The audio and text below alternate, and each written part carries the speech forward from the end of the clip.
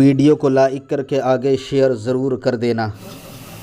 تیرے بدن پہ کوئی لباس نہیں ہوگا، تیری ناک میں بھی کوئی سونے کا تار نہیں ہوگا۔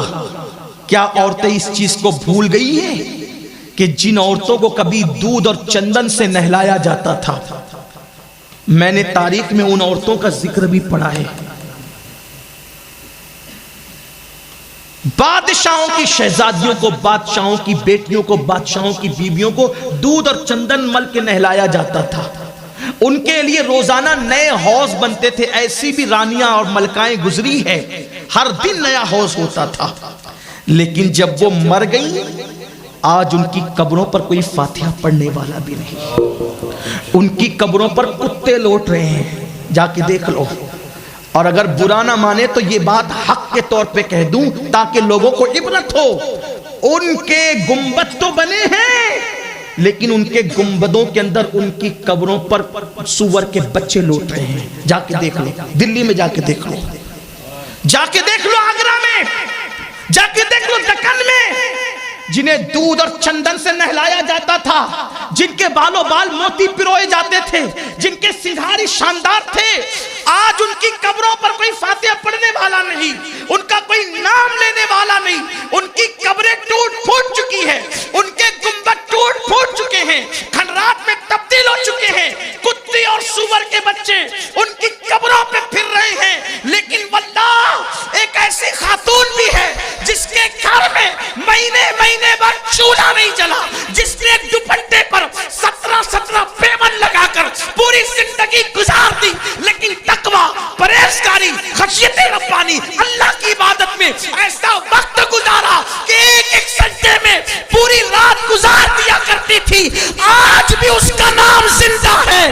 جمعہ کا خطیب جب تک سیدہ فاطمہ کا نام اپنے خطبے میں نہیں لیتا، اس وقت تک وہ منبر سے نیچے نہیں اترتا۔ کردار فاطمہ بتا رہا ہے، حرام میں زندگی گزارو گے تو تمہارا نام مٹے گا، قبر مٹے گی، تمہاری قبروں پر کتے اور سوروں کا پیرا ہوگا۔ اور اگر تم نے اللہ کو راضی کر لیا تو تمہارے ذکر کے نام پر محفلیں سجا کرے گی، تمہارے تذکروں کی محفلیں سجا کرے گی۔ آج رابعہ بصری کا نام آتا ہے تو لوگوں کی نگاہیں ادب سے جھک جاتی ہے۔ وجہ کیا ہے؟ وجہ کیا ہے؟ انہوں نے اللہ کے لیے زندگی گزاری۔ لیکن آج عورتیں ہیروئن کو بنا رہی آئیڈیل، فلمی اداکارہ کو۔ بڑی معذرت کے ساتھ یہ حالات بھی آ چکے ہیں، اب تو یہاں نہیں ہوگا ایسا، اللہ کرے کبھی نہ ہو۔ اب تو یہ بھی سننے میں آ رہا ہے شادی شدہ عورتیں بھی نامحرم مردوں کے ساتھ اب ہاتھ ملانے کو تیار ہے، سیریل دیکھ دیکھ کر۔ ہاں، یہ ہمارے نگاہوں کے سامنے یہ منظر مغربی دنیا میں بہت پہلے آ چکا ہے، اور اب یہ بیماری ہندوستان میں بھی آ رہی ہے۔ ایک فکر ہے، مرد جیسے سب سے مل سکتا ہے ویسے عورتیں بھی سب سے مل سکتی ہے، بدکاری بھی کر سکتی ہے، کوئی کسی پہ پابندی نہیں ہے۔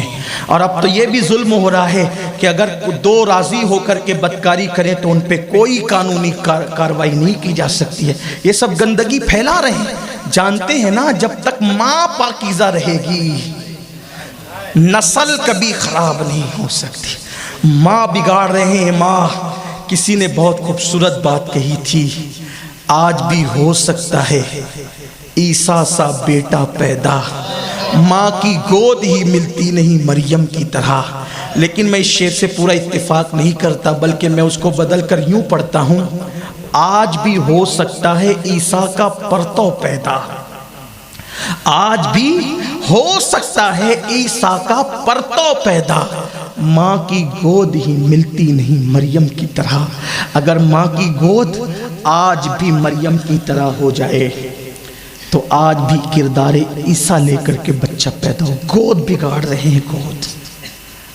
اپنی نسلوں پہ رحم کر لو، بچا لو اپنی نسلوں کو۔ اس لیے کہ نیک ماں باپ ملے تھے تو اولاد کو انہوں نے واسطے دے دے کر، ڈانٹ ڈپٹ کر، سمجھا منا کر گناہوں سے روکا۔ لیکن اب ماں کی گود بگڑ جائے، جب ماں بگڑی ہوئی ہوگی تو بچے کو سنوارے گا کون؟ اس لیے رحم کرو اپنے آپ پر۔ چلے وہ حدیث پاک پڑھ لیتے ہیں، اس کا مفہوم اختصار سے اگر اجازت دے تو عرض کر دیتے ہیں، ٹائم تو وہی زیادہ ہے، بڑی معذرت کے ساتھ یہ بھی میرے لیے بڑی مشکل ہے کہ پتہ نہیں کب سے مجھے تھوڑی لمبی کرنے کی عادت ہو گئی ہے، حالانکہ گفتگو شارٹ ہونی چاہیے۔ اگر اجازت ہو تو پڑھ دوں حدیث پاک، درود شریف پڑھ لیں تو عرض کرو۔ اللہ رب محمد صلی اللہ علیہ وسلم نحن عباد محمد صلی اللہ علیہ وسلم۔ حدیث تھوڑی طویل ہے لیکن اس کو اختصار سے عرض کروں گا، پھر کہتا ہوں کچھ یاد رہے نہ رہے، کچھ یاد رہے نہ رہے، اس کو یاد ضرور رکھیں آپ۔ عشق والے عاشق، اس کو بڑے سے بڑا نقصان اٹھانا گوارا ہے، لیکن محبوب کو دکھ پہنچانا، تکلیف پہنچانا گوارا نہیں۔ اور آج ہم حضور کو تکلیف پہنچا رہے ہیں، دکھ پہنچا رہے ہیں، اذیت پہنچا رہے ہیں، کیونکہ حضور علیہ السلام فرماتے ہیں کہ جب میں تمہاری نیکیاں دیکھتا ہوں تو مجھے خوشی ہوتی ہے، اور جب میں تمہارے گناہ دیکھتا ہوں تو مجھے دکھ پہنچتا ہے، تکلیف ہوتی ہے، اذیت پہنچتی ہے مجھے۔ اذیت مت پہنچاؤ۔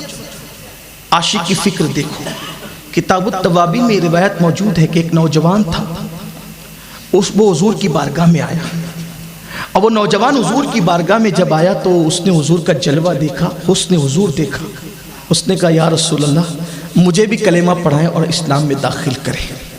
سرکار نے اس جوان کو کلمہ پڑھا، ابتدائی جوانی تھی، جوانی کی شروعات تھی، اس کو کلمہ پڑھایا، مسلمان کیا، وہ مسلمان ہو گیا۔ سرکار نے فرمایا جاؤ اپنے کام سے لگو۔ انہوں نے عرض کیا آقا آپ سے دل اتنا لگ گیا ہے، اس پہلی ملاقات میں دل اتنا لگ گیا ہے، اب میں آپ کو چھوڑ کے کہیں جانا نہیں چاہتا، آپ ہی کی خدمت میں رہنا چاہتا، آپ اپنی خدمت میں رکھ لیں۔ اللہ کے حبیب علیہ السلام نے فرمایا ٹھیک ہے۔ پھر حضور علیہ السلام کبھی ان کو اونٹ چرانے بھیج دیتے، کبھی وہ بکریوں کا چارہ ڈال دیتے، کبھی وہ کسی کو بلانے چلے جاتے، حضور ان کی کوئی کام سے بھیج دیتے۔ ایک دن وہ جوان جن کو ابن عبد الرحمن سے پکارا جاتا تھا، وہ جوان کو حضور علیہ السلام نے کوئی کام دیا، وہ نکلے، اور جب وہ جوان نکلے تو میرے آقا علیہ الصلوۃ والتسلیم کے وہ بھیجے ہوئے شخص، وہ جوان رستہ چل رہے تھے، رستہ چلتے ہوئے انہوں نے ایک منظر دیکھا کہ ایک عورت ہے اور وہ غسل کر رہی ہے۔ اب غسل کرنے والی عورت پر اس جوان کی نظر پڑ گئی، انہوں نے ڈالی نہیں، وہ نظر پڑ گئی۔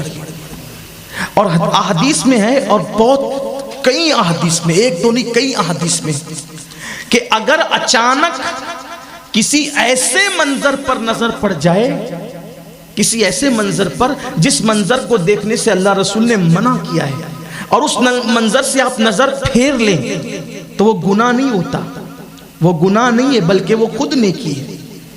لیکن اس جوان کی نظر اس غسل کرنے والی عورت پہ انہوں نے فوراً نظر پھیر لی، لیکن عشق نے دل میں کچوکے لگائے، عشق نے دل میں کچوکے لگائے اور کہا ابن عبد الرحمن تو نے کیا دیکھ لیا؟ جن آنکھوں سے تو اپنے نبی کا چہرہ دیکھتا ہے، ان آنکھوں سے تو نے ایک عورت کو بے حجاب بے لباس دیکھ لیا، بے حجاب بے لباس دیکھ لیا۔ فوراً نگاہ اٹھی آسمان کی طرف، اے اللہ مجھے معاف کر دے، مجھے بخش دے۔ اور پھر کہا دیکھو عشق کی بولی، عشق کے رنگ میں عشق کی بولی سنو،